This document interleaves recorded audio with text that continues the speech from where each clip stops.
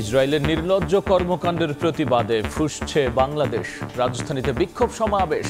ত্রাণবাহী নৌবহর থেকে আটক উদ্ধার কর্মীদের দ্রুত মুক্তির দাবি।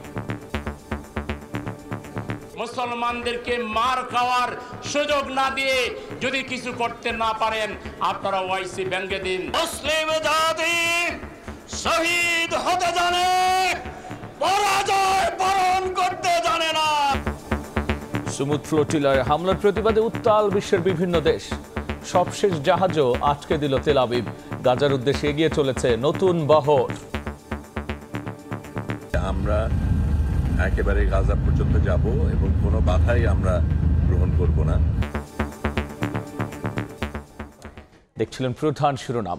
সন্ধ্যার সময় সঙ্গে আছি আমি গোলাম রাব্বি। এবার অন্যান্য শীর্ষ সংবাদ।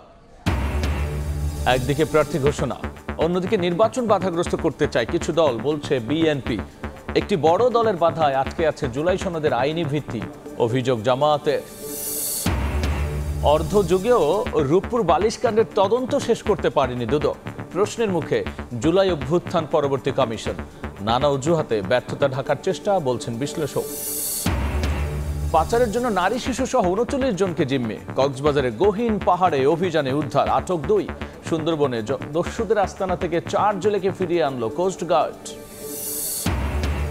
বৈরী আবহাওয়ায় রাজধানীর কাঁচা বাজারে দামে আগুন। বেগুনের কেজি ঠেকেছে ২০০-তে, মরিচ ৩০০-র উপরে। বাড়তি মুরগির দর, বৃষ্টিতে সরবরাহ সংকটের দোহাই।